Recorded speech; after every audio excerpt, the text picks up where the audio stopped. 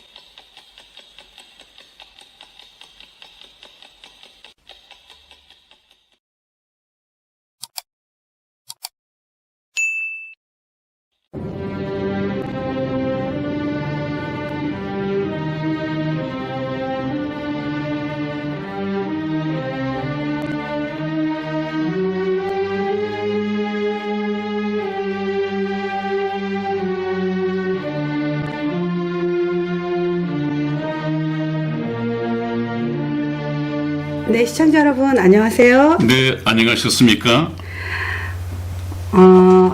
시청자 여러분, 지난 방송 우리 그 하와의 심판이 있었습니다. 그리고 우리 여자들의 운명과 숙명이 완전히 정해졌습니다. 근데 지금 시대가 변하면서 우리가 그 여자들은 그게 왜 내 숙명이고 내 운명이냐고 굉장히 그 분함을 나타내는 지금 시대가 되어버렸죠. 그래서 오늘은 이제 목사님께 제가 그 말씀을 한번 또 여쭤보고 싶어요, 목사님. 네.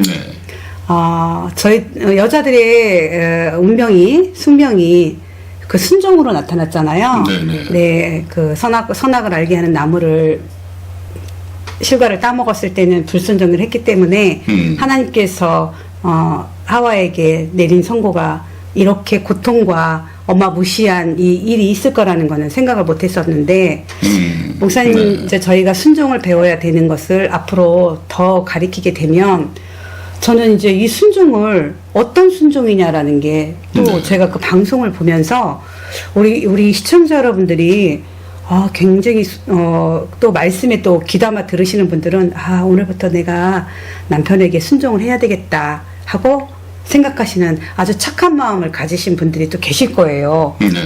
그런데 목사님, 저는 의문이 많은 게 지금 이 시대가 목사님 아주 엉망이에요.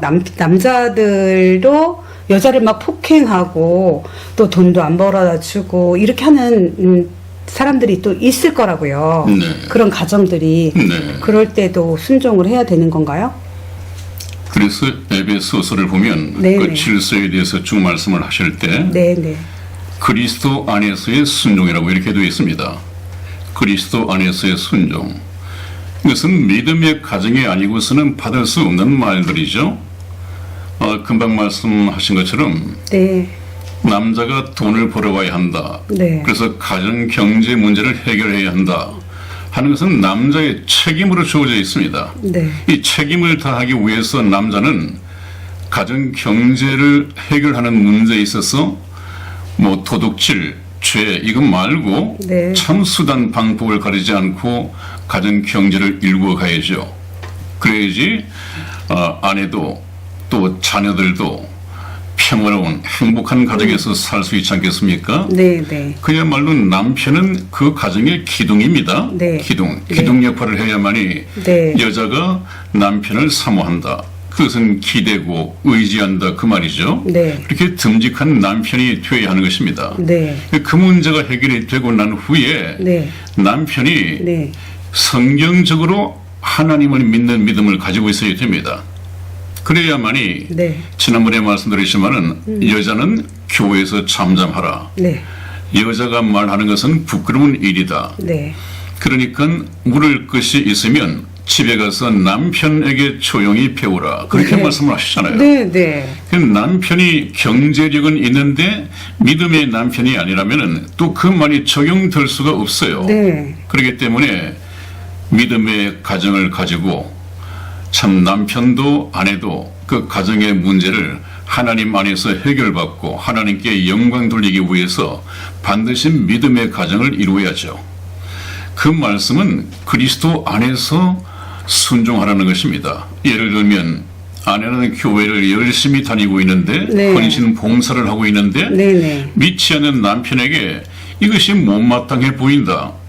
아니 남편은 그냥 눈에도 없고 아랑곳하지도 않고 그냥 아내의 모습이 교회 예배 또 교회 목사님을 섬기는 데만 그냥 혈안이 되어 있는 것 같다. 네, 네. 그래서 너는 교회를 나가지 마. 나보다 하나님을 더 사랑하는 거야? 나보다 목사님을 더 사랑하는 거야? 교회 나가지 마. 그것을 얘기한다고 하는 것은 정말 순종해서는 안 될 문제죠. 네, 네, 네. 그런다고 하나님을 사랑하는 것하고는 남편을 사랑하는 것하고는 다르잖아요. 네, 네. 질적으로. 네. 나보다 하나님을 더 사랑해 하는 것은 정말 무지한 그런 얘기죠. 또 목사님하고도 깨끗하게 하나님의 말씀대로 순종해가는 아내가 있을 텐데 네. 그 아내를 또 좀 의심을 해가지고 너 믿어지지 않아? 교회 나가지 마. 이것도 안 된단 말이에요. 그러니까 참 행복한 가정은 믿음의 가정이어야 합니다. 네. 지난번에도 한번 살짝 말씀을 드린 적이 있는 것 같은데 믿음의 가정이 왜 행복하냐 하면 바라보는 것이 같습니다. 네. 걸어가는 방향이 같습니다. 또 남존여비 여존남비가 있을 수가 없습니다. 부부간에 어떤 의견 다툼이 있다. 이렇게 했을 때 너는 남자인 나의 말을 따라야 돼. 하나님께서 그렇게 말씀하셨지 않았어?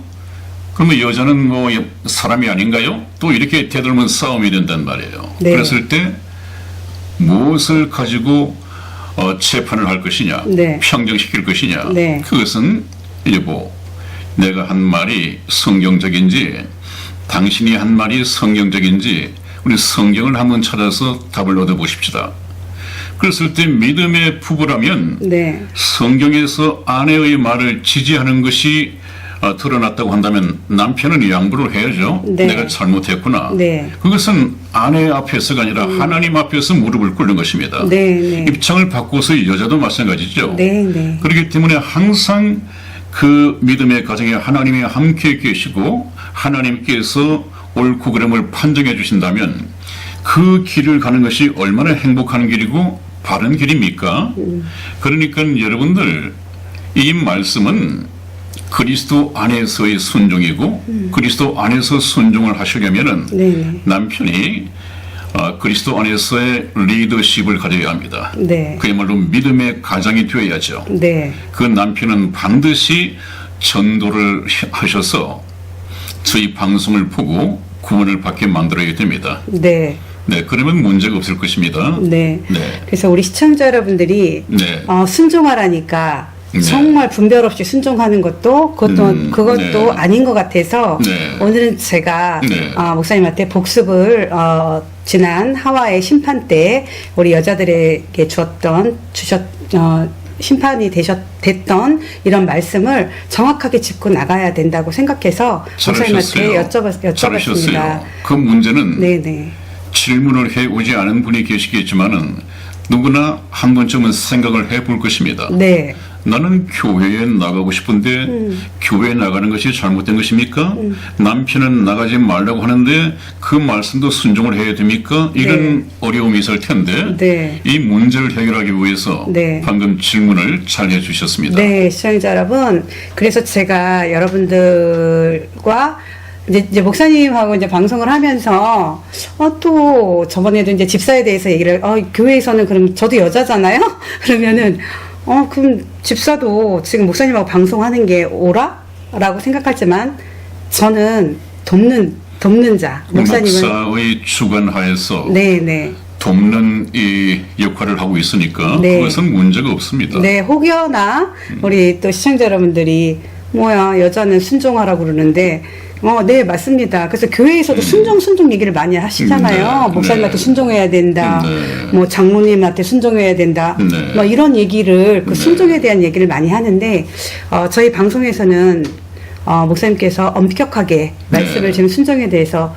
정확하게 말씀을 해주셨으니까, 이제 제가 돕는, 목사님 주관하에서 이렇게 방송을 하는 것도 다시 한번 짚어드리고 있습니다. 네, 목사님. 시청자분 중에 한 사람이 네네. 자기 친구 중에 네. 여자 목사가 몇 분이 계시대요. 네네. 그래서 지난번에 저희 방송을 보냈더니 네. 그 카톡을 열어보고 네. 이런 방구도 없다 네. 라고 하면서 웃으면서 이 카톡에 메시지를 전해왔는데 네. 정말 그 여자 목사님들 그것은 에덴 동산에서 모든 인류의 운명을 결정지은 에덴 동산에서 저질러진 여자의 불순종이었습니다. 네. 지금 하나님께서도 예수님께서 신약을 말씀하실 때 여자는 교회에서 가르치지 말라 또 잠잠하라. 왜냐하면 아담이 여자보다도 먼저 지음을 받았고 사탄에게 꾀임을 받아가지고 네. 선악과를 따먹은 것이 남자가 아니라 여자다. 네. 이것까지를 들고 계시면서 네. 왜 내가 이 여자는 교회에서 잠잠하라 가르치지 말라 하는가를 하나님께서 명령하셨는데 네. 그것은 그 말씀을 하나님이 왜 하셨을까? 제가 말씀드린 것처럼 에덴 동산에서 여자가 무슨 일을 했을까? 그러므로 지금에 와서 나선다고 하는 것이 역사에서 배우지도 못하고 그냥 또 자기가 하고 싶다고 여성 상위시더라고 우리라고 못할 것이 뭐 있느냐 이렇게 해서 뛰어드는 것은 하나님의 말씀을 짓밟는 것이다. 그래서 우리 시청자분 중에서 이은재 시청자분이 계세요. 그분 잠깐 댓글을 보니까 상당히 그 말씀을 잘 이해를 한 것 같습니다. 하나님의 말씀은 진리이시고 진리는 영원 불변한 말씀이신데 영원한 불변 말씀이 이 시대의 조류를 따라서 시대와 타협해서는 안 되는 것입니다 라고 정확하게 깨닫고 있었습니다. 그렇습니다 여러분. 하나님의 말씀은 시대의 조류가 어떻게 흘러가든 시대의 대세가 어떻게 흘러가든 하나님의 말씀과 타협될 수 없는 것입니다. 네. 또 그 시대가 하나님의 말씀을 짓밟을 수가 없는 것입니다. 왜? 하나님의 말씀이니까요. 하나님의 말씀은 생명의 말씀이고 진리의 말씀이기 때문에 또 다른 성경 말씀에 보면 하나님께서는 이 우주의 모든 행성들이 가야 할 이 궤도를 만드셨습니다. 지구가 가야 할 길, 또 달이 가야 할 길, 모든 행성들이 가야 할 길이 있는데 그 궤도를 누가 정해주셨느냐? 하나님께서 명령하여 달아 너는 이 궤도를 따라서 돌아가. 지구야 너는 이 궤도를 따라서 돌아야 돼. 일일이 정해주셨다고요. 그것이 지금까지 그때 하신 말씀이 지금까지 그분 말씀대로 지켜 행해지고 있는 것은 만물이 네. 주의 종이 된 연고니이다. 그렇게 되어 있습니다. 하나님이 시키신 대로 그대로 돌고 있습니다. 마찬가지로 우리 인간에게도 질서를 세워주셨는데 이 인간의 질서는 어떤 시대적인 흐름에 따라서 타협되거나 또 편질된다고 하는 것이 벌써 썩어 부패되는다는 것이죠. 네. 그것은 하나님 앞에 범죄입니다. 네. 그렇다면 이제 우리가 시청자 여러분들이 순종에 대해서도 또 질서에 대해서도 너무나 명쾌하게 명확하게 오늘 말씀을 들었는데 오늘은 이제 아담에 대한 심판이잖아요. 네, 목사님. 남자도 심판을 받아야죠. 네. 오늘은 이제 아담에 대한 심판을 받고 또 우리가 이 방송을 이제 보셔야 될 것 같아요. 네, 지난번에 네. 여자에게 네. 하나님이 내리신 선고 내용이 네. 이미자가 노래한 것처럼 여자의 일생이 되었습니다. 네. 여자의 운명, 네. 여자의 일생이 되었습니다. 이제 오늘은 네. 아담에게 내려진 이 하나님의 선고가 네. 남자의 일생, 남자의 운명이 됩니다. 네. 그것이 쭉 전해져서 지금도 피해갈 수가 없단 말이에요. 네. 한번 지난번에 녹화한 이 원본을 다시 방송을 해드리겠습니다. 네. 옷이 좀 다르다고 해서 놀라지 마시고 네. 계속해서 진지하게 시청해 주시기 바랍니다. 네, 보시겠습니다. 네, 여러분, 지난번 시간에는 하나님께서 정말 역사적인 이 재판, 아담과 하와에 대한 선고를 하고 계신데 정말 가슴 아픈 일이라고 말씀을 드렸죠. 하나님의 사랑의 짝으로 지음을 받았던 저 아담과 하와, 창조해 놓으시고 난 후에 하나님께서 참 심히 하나님 보시기에 좋았더라, 그렇게 말씀을 하시고 얼마나 사랑스러웠겠습니까? 그런데 그 사랑 짝으로 지어 만들었던 아담과 하와가 하나님과 사랑의 짝으로 완성되지 못하고 하와의 사단에 대한 미혹에 빠져서 죄를 범하고 하나님을 배반하고 사단을 따라 나서는 이 비극적인 잘못된 선택을 했습니다. 그래서 하나님께서는 사랑의 하나님이시지만 하나님께서 세우신 에덴 동산의 법도가 있기 때문에 그 법도대로 공의로우신 재판을 할 수밖에 없었습니다. 하나님께서도 눈물을 머금고 이 재판을 또 이 선고를 하셔야 하는 입장이었습니다. 그래서 지난번 시간에는 하와가 하나님 앞에 죄인의 신분으로 끌려 나왔습니다. 사랑의 짝이었던 하와가 하나님 앞에 죄인의 신분으로 끌려 나와서 재판을 받고 또 형벌을 선고받는 것을 보게 되었습니다. 하와가 그때 받은 이 선고 내용이 오늘날을 사는 모든 여자들에게도 네. 운명이 되고 타고난 숙명이 되었습니다. 그런데 오늘날 인간들은 하나님께서 형벌로 선고하셨던 그 굴레를 인간의 힘으로 이미 벗어 던져버렸습니다. 그래서 가정은 질서가 깨어져 버렸고 여자가 남자의 머리가 되어 있고 정말 하나님께서 원치 않으시는 이 가정의 모습이 된 것을 우리가 보게 됩니다. 그러다 보니까 아들들도 그 가정의 자식들도 아버지의 권위를 우습게 알고 이제 아버지의 말은 권위를 잃어버린 지 오래고 아버지는 그냥 잔소리꾼이고 돈만 벌어다 주면 되는 돈 버는 기계 정도로 알고 있습니다. 그렇다면 아버지의 위신을, 아버지의 권위를 그렇게 땅에 떨어뜨린, 그래서 남편의 머리가 된 아내, 어머니가 자식들을 교육시킬 수 있느냐? 그렇지 못합니다. 어머니에게는 권위가 없습니다. 그래서 오늘날의 이 가정이 정말 질서가 없고 뭔가 이 위기의 질서라 그러나요?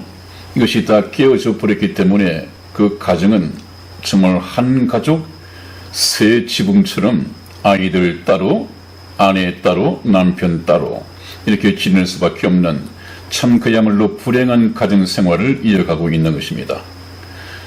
오늘은 이 지난번 시간에 하와에 이어서 남편인 아담이 하나님의 선고를 받기 위해서 네. 재판정에 나오는 순서입니다. 네. 아담에게는 어떤 선고가 내려질지 아담에게 역시 하나님께서는 하나님의 뜻을 따라서 남자의 굴레, 남자의 운명, 남자의 속성 이 모든 것을 선고하실 텐데 이 선고 내용이 남자의 운명이 되고 맙니다.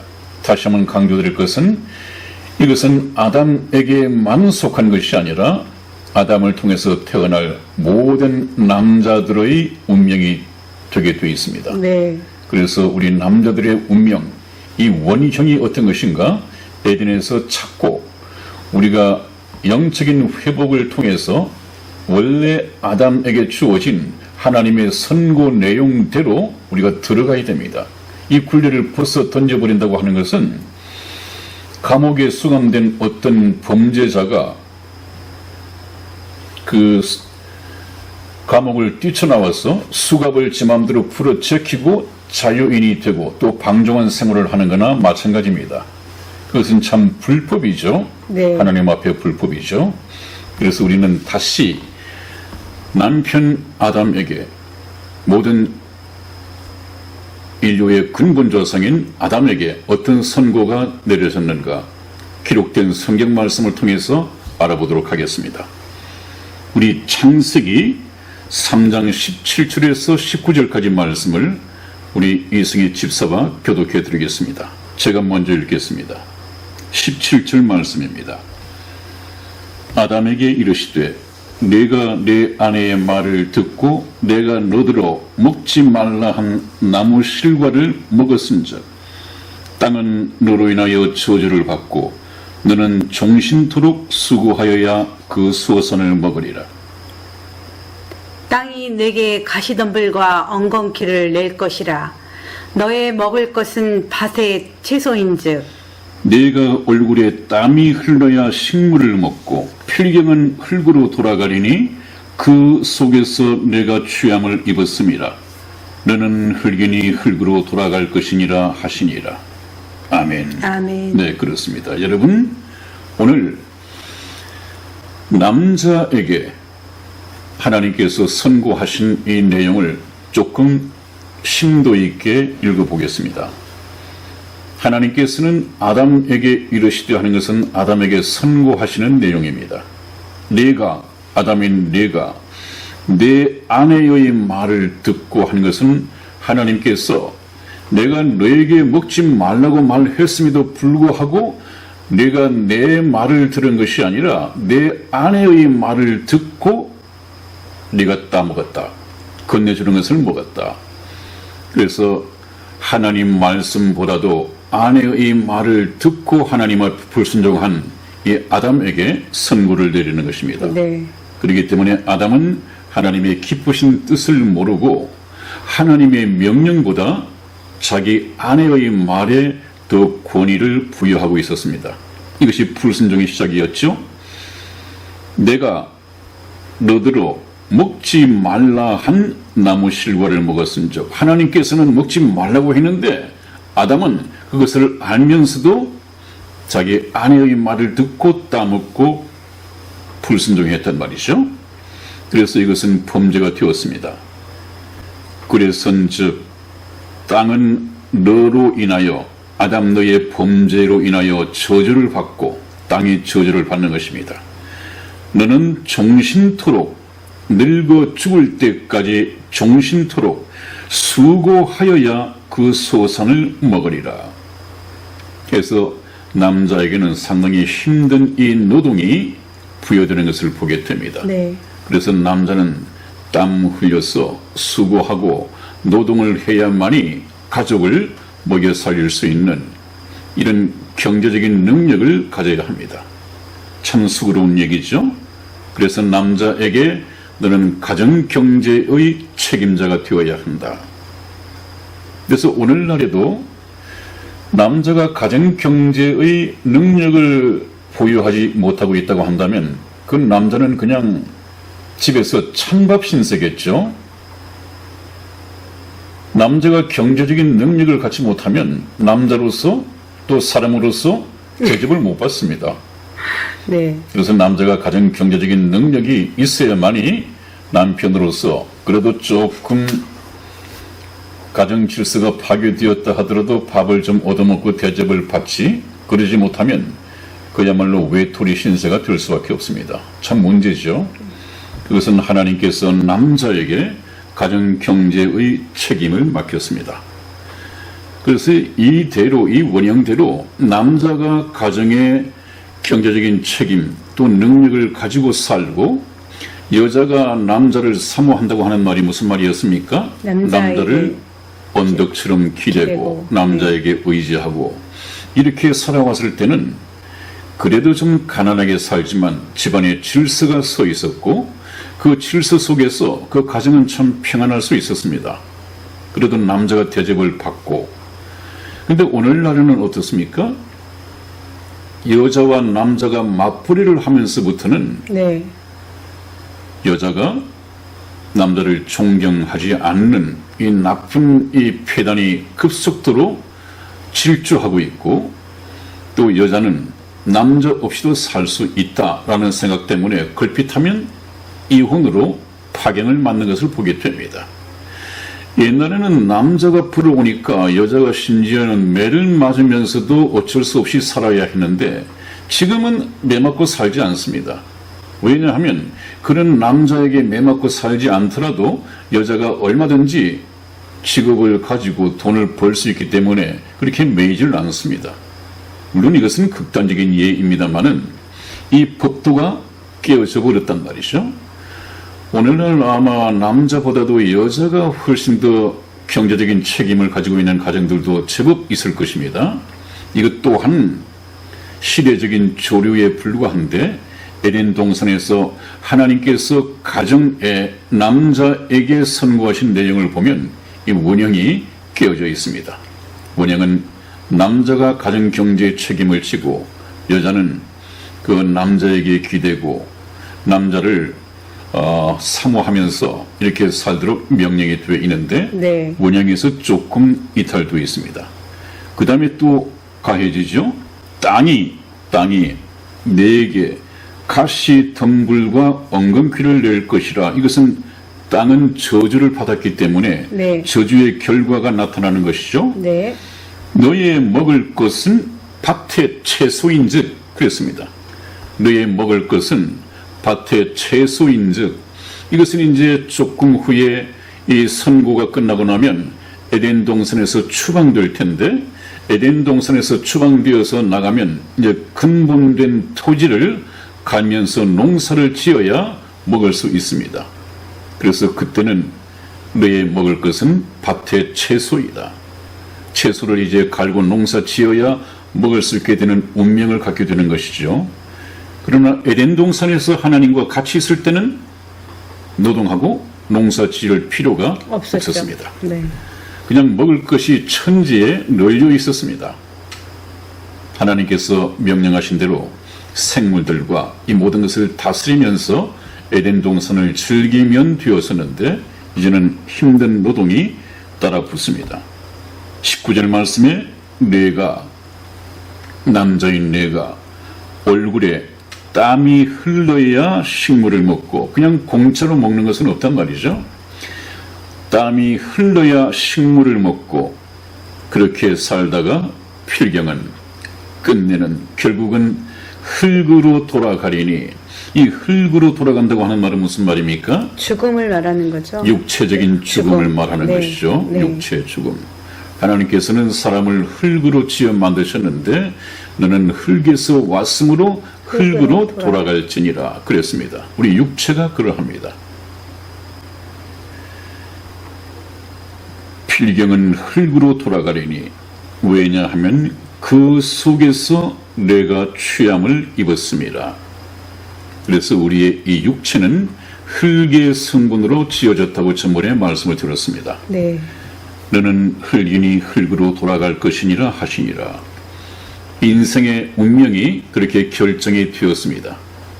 이 선고대로 아담의 피를 이어받은 모든 후손들은 이 과정을 밟게 됩니다.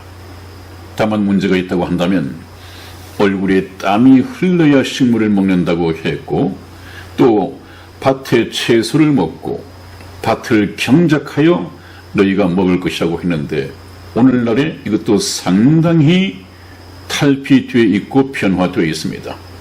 별로 얼굴에 땀이 흐르지 않아도 손쉽게 먹을 수 있는 이 생활 방법들이 참 많이 있습니다.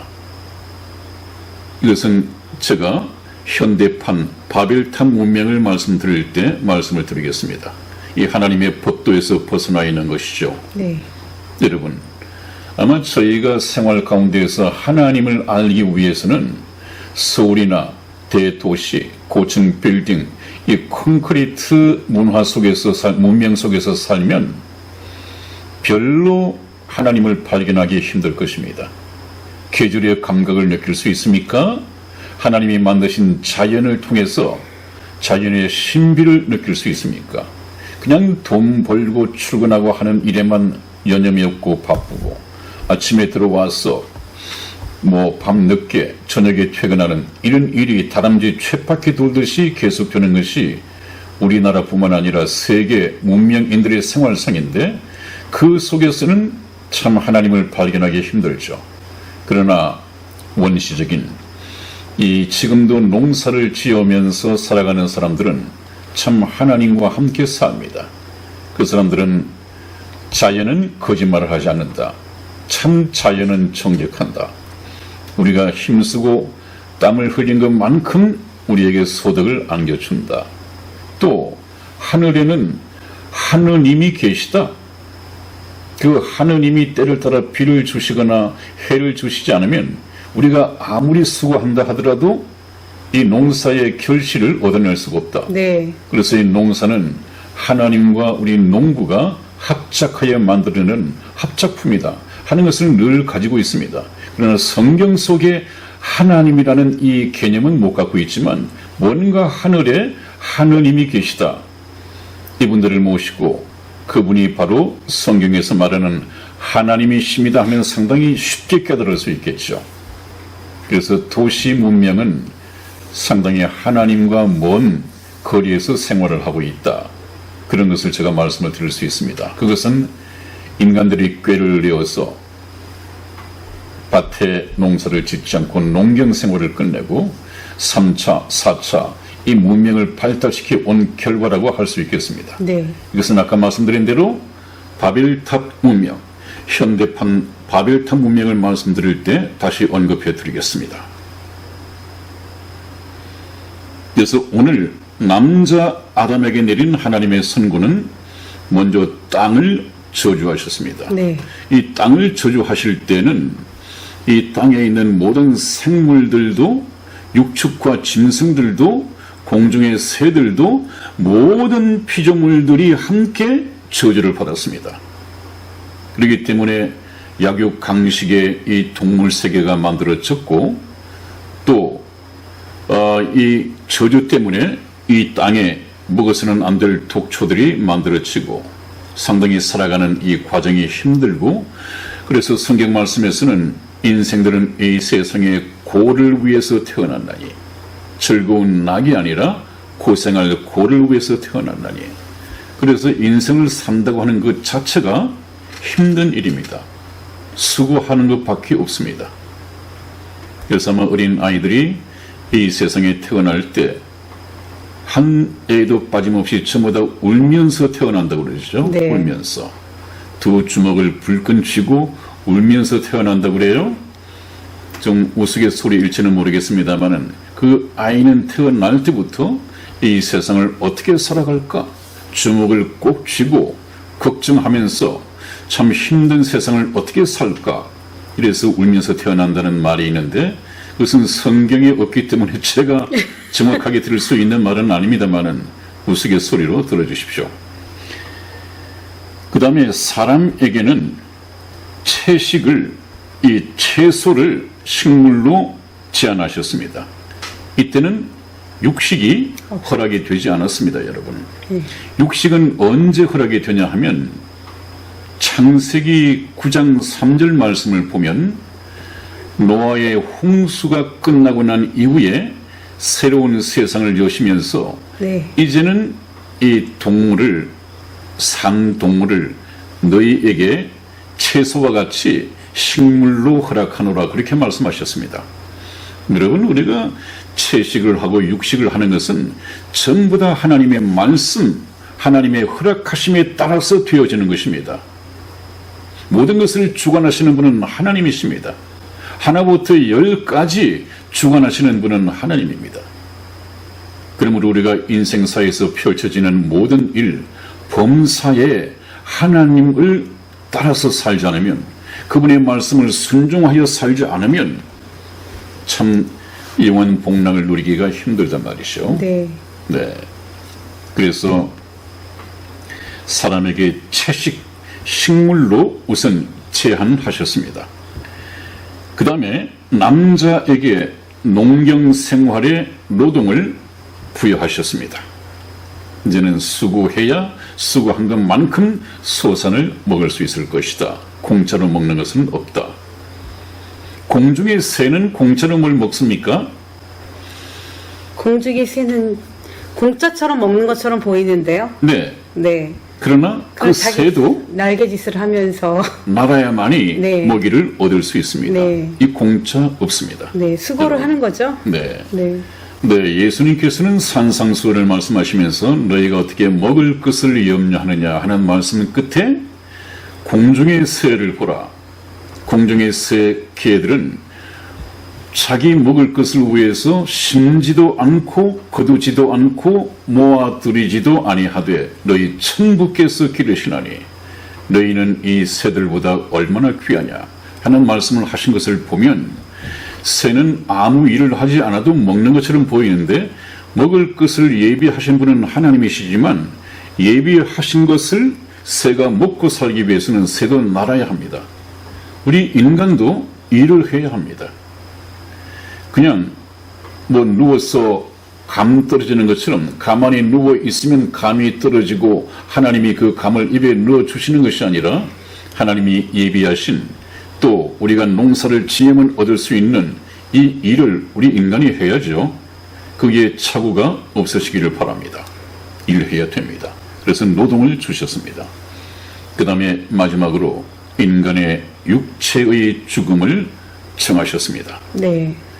이 모든 것이 에덴 동산에서 아담에게 하나님께서 선고하신 것이 바로 우리 인간들의 운명이 되었습니다. 그런데 우리가 어떻게 에덴 동산의 이 선고 내용을, 에덴 동산에 있었던 일을 우리가 눈여겨보지 않고서야 인간의 원형을 알 수 있겠습니까? 이 하나님의 선고가 끝나고 그 선고가 바로 우리 인간의 종과 운명이 결정되는 선고였습니다. 우리 인간이 왜 이런 종이 되었고 이런 운명을 가지고 태어날 수밖에 없는가 하는 그 시작의 기원을 창세기 에덴 동산 하나님의 선고에서 우리가 확인할 수 있습니다. 네. 그러므로 우리가 앞으로 어떻게 살 것인가, 어떤 삶의 방향을 가지고 살아야 하는가 하는 이 모든 것은 하나님께 여쭤보고 저희 선한목자 텔레비전 방송을 보시고 다시 생애를 설계해야 합니다. 영생으로 가기 위해서는 말입니다. 네. 천국으로 가기 위해서는 무엇이 잘못됐는지, 무엇을 어떻게 회개해야 하는지, 무슨 삶의 내용을 고쳐야 하는지 이것을 저희 선한목자 텔레비전을 통해서 하나님의 말씀을 따라 교정해 가야 합니다. 네, 그래서 이제 사람의 종과 운명이 결정되었습니다. 여러분, 우선 남자에게는 어떤 선고 내용을 하셨습니까? 남자에게는 경제적인 책임이 있어야 한다. 네. 그리고 가정의 경제적인 능력을 가져야 한다. 네. 그 얘기는 무슨 얘기입니까? 그 식구를 먹여 살릴 수 있는 능력을 가져야 한다. 네. 그래서 중국 사람들은 상당히 성경 말씀을 가지고 뜻끝자를 만든 것이 참 많이 있습니다. 네. 그래서 남자를 쓸 때 밭 전차 밑에다가 힘역자를 써서 저렇게 남자를 씁니다.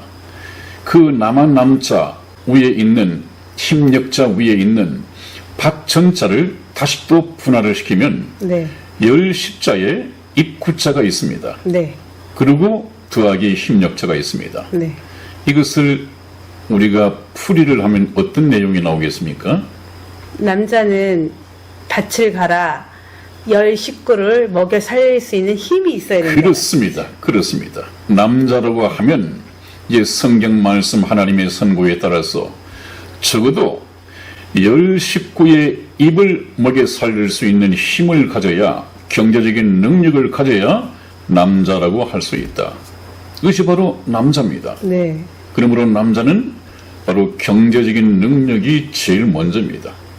그래야만이 가족들이 남편을, 아버지를 의지하고 자기들 할 일을 열심히 할 수 있겠죠. 그 남자의 책임이 참 무겁습니다. 그 중국 사람들 참 영리하죠, 성경에 관해서. 네, 뜻글자를. 네, 또 여자 여자가 어떻습니까?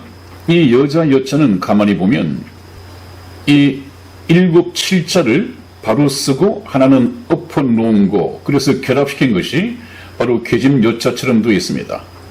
이것은 무슨 뜻을 가지고 있을까요? 여자는 이제 제가 배우기로는요. 네.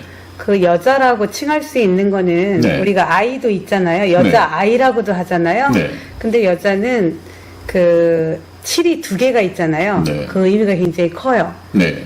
7이 14. 네. 그러면은 14살 정도가 되면 여자는 생리를 하게 돼요. 네.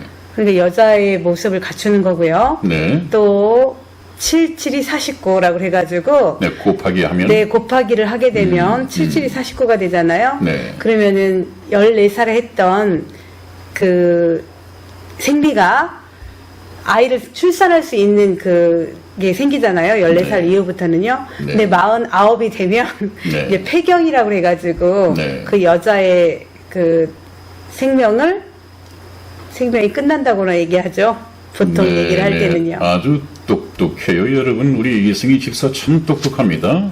목사님 바로 그렇게- 그렇습니다. 여러분, 아까 여자에게 선물을 할 때 제일 핵심적인 것이 네. 너는 네. 아이를 아이를- 낳을 것이다. 네네. 잉태하는 네. 고통과 해산하는 이 수고를 하게 될 것이다. 네. 그래서 아이를 낳는 문제와 직결되어 있습니다. 제일 여자가 크게 해야 할 본분이 아이를 낳는 것입니다. 네. 그래야만이 하나님께서는 단 두 사람으로 시작했던 이 자손이 많이 빨리 번성하여 하나님이 지어 만드신 이 세상을 차지하게 되어 있거든요. 네. 그래서 너희는 생육하고 번성하여 땅에 충만하라 이렇게 말씀을 하셨는데 네. 여자는 아이를 생산해야 합니다. 여러분. 네. 네. 이 말을 또 오늘날 했다가 뭐 목사 옛날 얘기 그 시대가 언제적 얘기인데 뭐 여자가 애를 만드는 기계야? 또 이렇게 반론을 제기할 사람들이 있는데 그것은 그렇게 말씀하시는 분을 지으신 하나님께 가서 한번 여쭤보십시오. 저는 지금 하나님의 말씀을 전하고 있는 것입니다. 네. 여자는 7 더하기 7 14살에 생리가 시작이 되어서 7, 7, 49 49살에 폐경기가 오고 폐경기가 온다고 하는 것은 그동안 아이를 낳는 수고 또 해산과 잉태 고통에서 하나님께서 안식을 주시고 쉬라고 하는 것이죠. 네. 얼마나 절묘한 하나님의 섭리가 그 속에 숨어 있습니까? 어떻게 보면 형벌이라고 받아들일지 모르지만은 그 형벌 속에 하나님의 배려가 숨어 있습니다. 하나님은 사랑입니다. 이제 앞으로 공부를 해 나가면서 이 형벌 속에 얼마나 하나님의 눈물 귀여운 이 사랑이 배어 있는가, 네. 그 사랑을 우리가 다시 발견해내야 합니다. 하나님의 공의 속에 우리가 알지 못하는 숨겨진 하나님으로서는 피눈물을 흘려야 하는 우리가 생각할 수 없는 그런 사랑과 자비와 용서가 배어 있단 말이죠. 이제 우리가 이 형벌의 선고가 끝나고 나면 그 하나님의 사랑을 알아가야 됩니다. 자, 그러면 이제 사람의 종과 운명이 결정이 되었는데, 그러면 인간의 종이 결정이 된다고 그랬죠?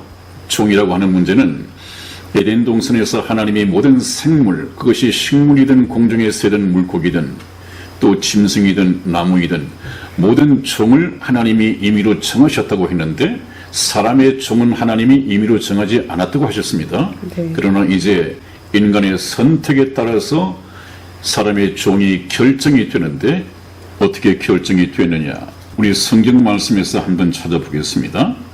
시편 51편 5절 말씀을 찾아서 우리 이승희 집사 읽어드리겠습니다.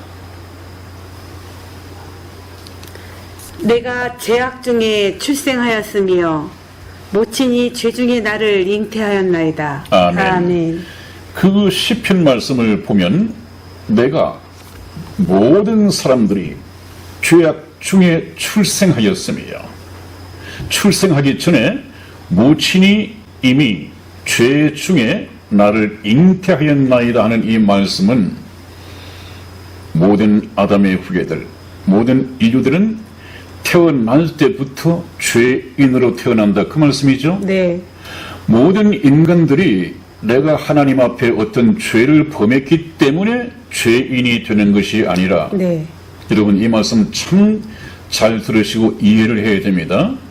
아무리 많은 죄를 범한 사람이라 하더라도 그 사람이 하나님 앞에 죄를 지었기 때문에 죄인으로 정죄받는 것이 아니라 우리 모든 인류는 이미 죄인으로 태어났기 때문에 죄를 범할 수밖에 없습니다. 성경에서 말씀이 그렇습니다. 네. 그것은 감나무이기 때문에 감 열매를 맺는 거나 밤나무이기 때문에 밤의 열매를 맺는 거나 꼭 같은 이치입니다. 너무도 자연스러운 이치입니다. 그러므로 우리가 죄를 범하는 것 자체가 잘못된 것이 아니라 죄를 범할 수밖에 없는 죄의 나무, 죄의 종으로 만들어진 것 자체가 잘못된 것입니다. 네, 네. 이것이 바로 원죄라고 하는 것이죠. 네. 원죄 자범죄는 다음에 죄에 대하여라는 이 제목을 가지고 말씀을 드릴 때 다시 구체적으로 말씀을 드리겠습니다. 그렇다면 우리 인간이 성선설이냐 성악설이 맞느냐 하는 두 가지 학설이 있죠. 네.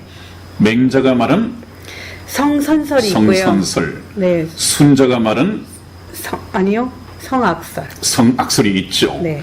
그 두 학설 중에서 그렇다면 오늘날 이 성경과 맞춰 볼 때 성선설이 맞겠습니까? 성악설이 맞겠습니까? 순자의 성악설이 맞죠. 성악설이 맞습니다. 네. 여러분, 사람은 태어날 때부터 악성을 가지고 태어납니다.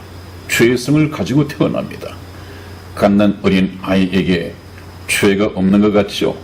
금방 태어난 그 아이의 눈동자를 보면 천사 같고 그 해맑은 눈동자에 무슨 죄성이 있어 보입니까? 그러나 이 아이가 자라면서 네. 보이지 않던 죄성이 그 어머니가 죄를 가르쳐 주지도 않았는데 네. 본능적으로 죄성이 발전되어 갑니다. 죄성도 자라갑니다. 호랑이 새끼도 맨 처음에 조그만 할 때는 아마 애완동물처럼 기를 수 있겠죠. 그러나 이 녀석도 어렸을 때는 그럴지 모르지만 이제 발톱이 생기고 힘이 생기고 하다 보면 맹수의 기질을 드러낼 수밖에 없습니다. 여러분, 저와 여러분들은 태어날 때부터 죄인으로 태어난다는 사실을 알아야 합니다. 처음부터 우리의 근본부터가 잘못되었습니다. 언제부터 잘못되었습니까? 이건 역시 아담. 에덴 동산에서부터 잘못되었습니다. 오늘을 사는 저와 여러분들에게 앞으로 역사의 끝에 태어날 어린아이에게도 에덴 동산에서 있었던 그 일이 그대로 전수되어 있습니다. 네. 어떻게 에덴 동산에서 있었던 일을 모르고 우리가 하나님 앞에 무슨 영적인 회복, 무슨 회개를 할 수 있겠습니까? 성경 말씀을 통해서 봐야만이 오늘날 하나님 앞에 우리의 무엇이 잘못했는가를 알 수 있겠죠. 그 다음에 로마서 5장 12절 말씀을 우리 이승희 집사 읽어드리겠습니다. 이러므로 한 사람으로 말미암아 죄가 세상에 들어오고 죄로 말미암아 사망이 왔나니 이와 같이 모든 사람이 죄를 지었으므로 사망이 모든 사람에게 이르렀느니라. 아멘. 아멘. 여러분, 정말 성경 말씀은 그렇게 어렵지 않습니다.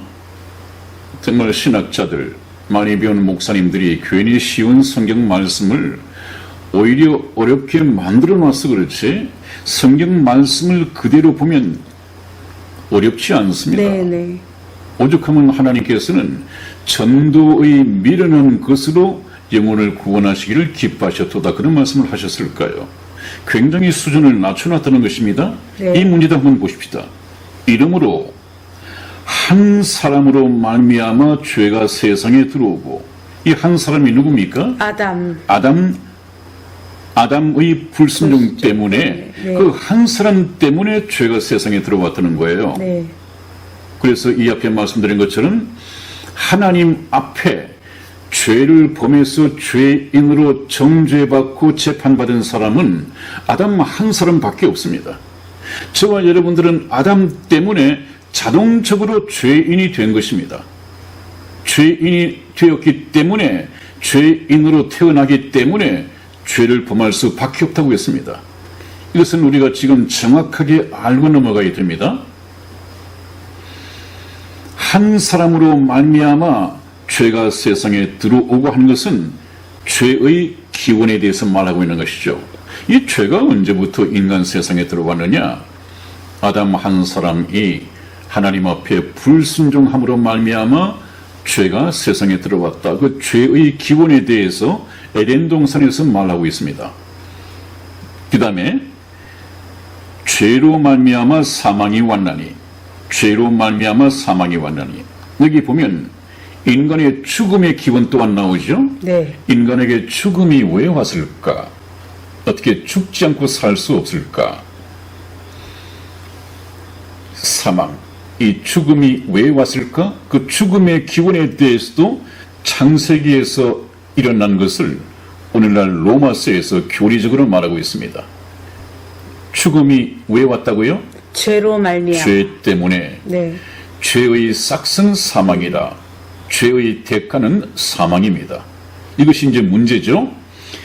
그 다음에 이와 같이 모든 사람이 예외 없이 아담의 피를 이어받아서 태어난 모든 인류가 죄를 지었으므로 사망이, 죽음이 모든 사람에게 이르르니라. 그 죽음은 죄 때문에 온 것입니다. 그러면 이 죄의 문제를 해결하면 죽음을 벗어날 수 있다는 한 줄기 빛이 보이죠. 네. 이것이 바로 생명의 빛입니다. 이 생명의 빛을 던지기 위해서 예수님께서 참 빛으로 이 세상에 오셨습니다. 그 다음에 다시 말씀을 드리겠습니다. 네, 여러분, 그 다음에 또 하나가 인간의 운명이 죽음으로 끝나도록 결정이 되는 이런 선고가 내려졌습니다. 한번 보시죠. 너는 흙이니 흙으로 돌아가리라 하는 이 선고가 내려졌는데, 참 이 죽음, 아마 구원받은 성도들에게는 이 죽음이라는 것이 또 다른 축복의 시작일 것입니다. 네. 소망이, 참된 소망이 이루어지는, 그야말로 요새 대박이라고 합니까? 네. 대박. 영원한 축복이 시작입니다. 그러나 구원받지 못하신 분들에게는 이 죽음이 절망이겠죠. 피할 수 없는 슬픔이고 절망일 것입니다. 같은 인간이면서 예수님을 믿고 하나님 나라의 소망을 가지고 죽느냐, 그렇지 못한 가운데서 죽음이 임하느냐, 하늘과 땅 차이입니다. 자, 우리 성경 말씀 히브리서 9장 27절 말씀을 찾아서 이승희 집사 읽어드리겠습니다. 한 번 죽는 것은 사람에게 정하신 것이요 그 후에는 심판이 있으리니. 아멘. 그렇습니다. 우리가 이것을 놓쳐서는 안 됩니다. 한 번 죽는 것은 죽는 것인데 죽으면 끝나는 것이 아니라 한 번 죽는 것은 사람에게 정하신 것이요 했으면 아담의 후예들 모든 인류는 죽음을 피할 수 없습니다. 그러므로 죽음은 너무도 자연스러운 것입니다. 놀랄만한 사건 사고가 아닙니다. 누구나 죽습니다.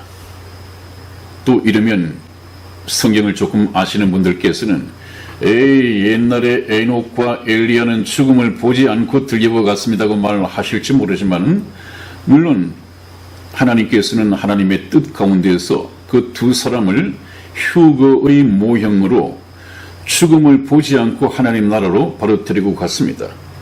그러면 죽음에 하나님의 법도에 예외가 생길까요? 네. 그렇지 않습니다. 예외가 생겼잖아요. 이미 생겼으나 네. 이제 역사가 끝나기 전에 네. 저번에 말씀을 드린 것 같은데 네, 네. 7년 대환란 가운데 네. 후 3년 반에 이스라엘이 이제는 전 국민적으로 민족적인 대회개를 하게 됩니다. 네. 그때 오겠죠. 그때 눈이 열리고 네. 2000년 전에 자기들이 조상들이 로마 총독의 손을 빌려서 십자가에 매달아 죽인 이 예수 그리스도가 바로 메시아였다, 약속된 구원자였다 하는 것을 뒤늦게 알게 됩니다. 뭘 통해서요? 성경 말씀을 보면 두 감람나무가 와서 네. 이 복음을 전파하게 되어 있습니다. 그 복음을 듣고 이스라엘이 이제는 민족적인 회개를 시작을 합니다. 그런데 이 두 감람나무가 바로 에녹과 엘리야, 홍수 전에 에녹, 홍수 후에 엘리야, 두 사람이 두 감람나무로 와서 이스라엘 백성들에게 마지막 회개를 외치다가 결국은 그들도 순교를 하게 됩니다. 네. 그런데 순교를 하는데 순교한 지 사흘 만에 다시 부활을 하게 됩니다. 그것이 아마 눈에 보이게 모든 사람들이 지켜보는 가운데에서 일어나는 일이라고 되어 있으니까 네. 아마 카메라로 생중계될 것입니다. 전 세계로. 그 한번 보시죠. 보면 안 되죠, 목사님. 그 보겠다고 남아있으면 안 되죠. 그럼요. 네, 그건 지금- 7년 뒤에 환란이기 때문에 네. 환란이 오기 전에 여러분들은 그거 네. 볼 것 없이 네. 그 안 봐도 좋으니까 바로 들림받아서 공중에서 혼인잔치 석상에 있어야 됩니다. 네. 신부로서 말입니다. 사실 그걸 보려고 우리 네. 시청자들이 지금 네. 계시면 안 되잖아요. 안 되고 말고요. 네. 네. 제가 우스개 삼아서 말씀을 드렸는데 네. 그거 볼 것도 없습니다. 성경 말씀에 그렇게 기록이 되었으면 반드시 그렇게 될 것입니다.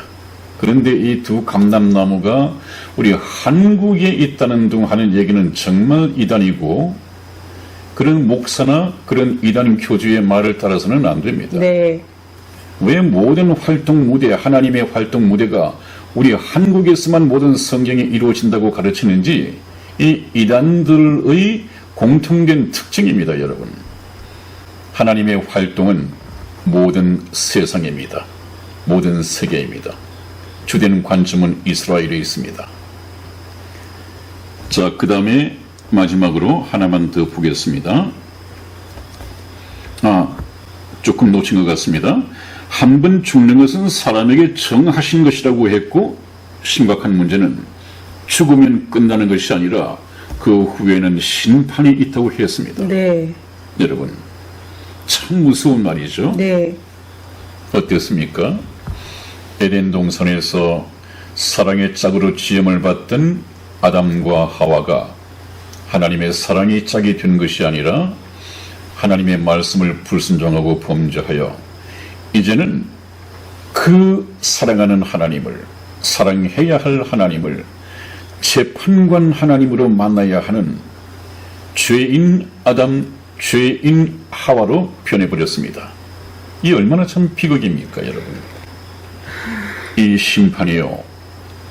오늘 이 말씀 가운데에서 그 후에는 심판이 있으리니 하는 것이 있습니다. 두 가지 심판이 있습니다. 네. 하나의 심판은 구원받은 그리스도인들의 심판이 있습니다. 네. 또 하나는 불신자들의 인류 최후의 심판, 지옥을 거쳐서 형량대로 불못에 던져지는 그 심판이 있습니다. 그래서 지금 현재 모든 인류는 하나님이 보실 때 구원받은 성도냐 구원받지 못한 불신자냐 이 둘로만 나눠져 있습니다. 여러분들은 어느 대열에 서시기를 원하십니까? 천국에 가시기를 원한다면 그 참 사랑의 하나님을 재판관 하나님, 나는 불신자인 이 죄인으로 만나서 심판받는 재판관 하나님을 찾아갈 것이냐, 아니면 이 세상에서 죄인의 신분을 벗고 하나님 앞에 하나님의 자녀가 되어서 이 세상을 떠날 때 아버지 하나님을 찾아갈 것이냐. 같은 하나님인데 아버지 하나님, 이제 세상 일을 마치고 제가 왔습니다. 아버지 품에 안길 것이냐, 아니면 죄인으로서 끌려나와 하나님 앞에 영원한 불못의 형벌을 받기 위해서 재판관 하나님 앞에 설 것이냐. 이 차이는 얼마나 큽니까? 좀 깊이 생각하는 오늘이 되었으면 좋겠습니다. 여러분, 다시 성경 말씀 하나만 보고 마치겠습니다. 우리 이승희 집사 전도서 12장 7절에서 8절까지 말씀을 읽어드리겠습니다. 흙은 여전히 땅으로 돌아가고 신은 그 주신 하나님께로 돌아가기 전에 기억하라. 전도자가 가로되 헛되고 헛되도다. 모든 것이 헛되도다. 아멘. 아멘. 그렇습니다. 정말 엄숙한 말씀이죠, 여러분. 그것은 저와 여러분들의 영원한 미래를 결정짓는 하나님의 경고 책망의 말씀이기 때문에 정말로 심각하게 받아들여야 됩니다. 성경 말씀이 사실이라면 이것 또한 사실이기 때문에 그렇습니다. 네. 흙은 여전히 땅으로 돌아가고 이 흙은 육체입니다. 네. 육체. 그 다음에 신은 그 주신 하나님께로 돌아가기 전에 기억하라. 이 말씀이 참 성경 전체의 가르침과 맥을 같이 하고 있습니다. 네. 한 번 죽는 것은 정하신 것이기 때문에 이 육체는 흙으로 돌아가겠지만 네. 이 육체 속에 하나님이 넣어두신 그 신, 이 영이 있단 말이에요. 네. 이 영이 육체를 빠져나와서 하나님께로 돌아가기 전에 기억하라. 저와 여러분들은 여기에 대해서 모르는 사람들도 나는 죽으면 끝이다 라고 생각하는 사람들도 그렇지 않습니다. 자기 아는 것과는 다르게 육체 죽음을 맞아보면 육체를 빠져나온 어떤 생명이 있습니다. 네. 그 생명이 구원받은 생명이냐 구원받지 못한 생명이냐 이 차이지 본인이 알게 됩니다. 그 신이 그 영이 주신 그 영을 주신 분은 하나님이십니다. 네. 우리 육체 속에 넣으신 분은 하나님이십니다. 그 신이 주신 하나님께로 돌아가기 전에 기억하라. 그 말은 죽기 전에 기억하라. 뭐를요? 하나님 앞에 심판이 있다고 하는 것을 내가 재판관 하나님께 재판받기 위해서 가야 하느냐 아니면 구원받은 하나님의 자녀된 내가 하나님 아버지 집에 가는 것이냐 이것은 죽기 전에 결정해야 한다는 문제입니다. 많은 이단들 그러죠. 죽고 난 이후에도 목사가 안수하고 목사가 축도하고 목사가 기도하면 다시 그 지옥 가 있는 영혼이 천국으로 옮겨질 수 있다는 등 이런 헛소리 사기성 발언을 하는데 결코 성경에서 그렇게 말씀해 준 적은 없습니다. 죽기 전에 하나님께로 돌아가기 전에 죄인의 신분을 벗고 하나님의 자녀 신분을 얻어야 됩니다. 하나님 나라의 시민권 자격을 얻어야 합니다. 죽기 전에 기억하라. 제가 저번에도 말씀을 들었습니다. 그런데 많은 사람들은 이 세상의 그 어떤 것을 얻기 위하여 또 이 세상에서 바쁘다 보니까 또 이 세상의 즐거운 일들 때문에 애써 죽음을 자기 생에서 탄핵해버리고 쫓아내버렸습니다. 자기는 죽지 않을 것처럼 살아가고 있습니다. 전혀 시시각각 다가오고 있는 이 죽음에 대해서 준비를 하지 않습니다. 영원히 살 것처럼. 그러다가 어느 날 불의의 사고나 또 어떤 질병 때문에 생명을 잃게 되죠. 그 결과가 어떻게 되겠습니까? 여러분, 오늘 이 말씀 제가 저번에 말씀드렸죠? 메멘토 모리라고. 네. 살아있는 사람은 죽음이 항상 같이 하고 있습니다. 네. 죽음을 항상 기억하고 생각해야 됩니다. 죽음은 여지없이 찾아오고 있거든요. 우리 인생은 시한폭탄과 마찬가지지 않습니까? 벌써 게노մ 지도를 만들고 분석한 사람들은 우리 인간의 유전자 속에 생체 유전자 속에 7, 80년밖에 살 수 없는 생체 시한폭탄 같은 것이 있답니다. 그것이 째깍째깍 생명을 죽여가고 있는데 그 생명의 수완이 다 되면 질병이 생기고 노쇠가 생기고 결국은 죽음에 이른다는 것입니다. 항상 그 시한폭탄이 모든 사람에게 다 장착이 되어 있단 말이죠. 피할 수 없습니다, 여러분. 죽기 전에 기억하라. 누구를?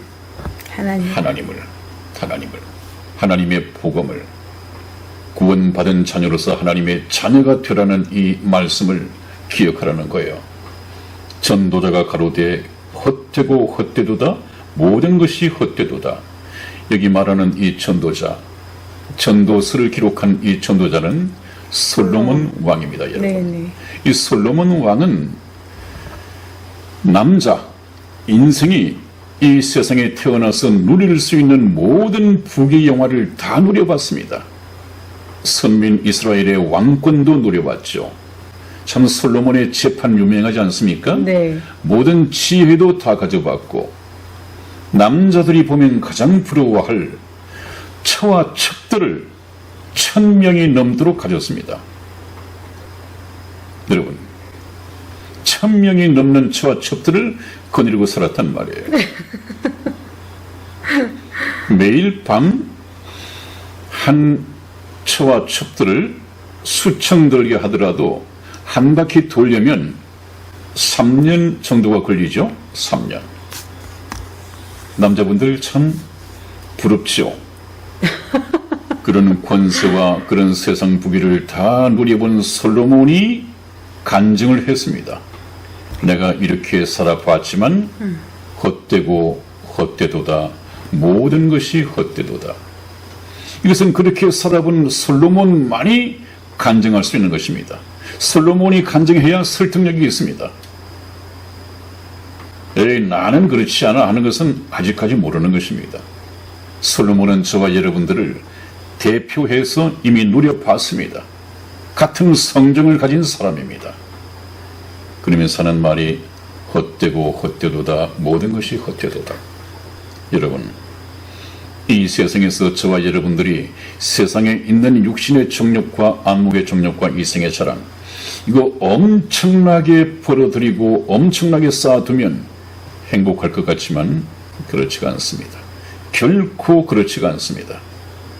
우리가 누려야 할, 영원히 소유할 수 있는 것은 천국에 있습니다. 하나님께서는 저와 여러분들이 이런 형벌 속에서 살아갈 수밖에 없는 이 굴레 속에서 천국행 티켓 하나만 가지고 얘들아 천국에 오거라. 너희들이 꿈꾸는 모든 것은 천국에 전지전능한 너희 아버지가 다 준비해 놓았단다. 영원 세세토록 복락을 누리면서 살 수 있는 것은 천국이란다. 여러분, 거짓이 없으신 하나님께서, 전지전능하신 하나님께서 얼마나 훌륭한 천국을 건설을 해놓고 계시겠습니까? 같이 가지 않으시렵니까? 이 세상의 미련 때문에 이 결단을 뒤로 늦추시겠습니까? 그럴 시간이 없습니다. 여러분, 하나님의 초청에 뒤로 미루지 말고 저희 방송을 열심히 시청하면서 천국행 열차에서 중도 하차하시지 말고 계속 운행하시기 바랍니다. 여러분, 오늘도 시간이 넘었습니다. 여기서 끝내고 다음 시간에 찾아뵙겠습니다. 끝까지 시청해 주셔서 대단히 감사합니다. 안녕히 계십시오. 안녕히 계세요.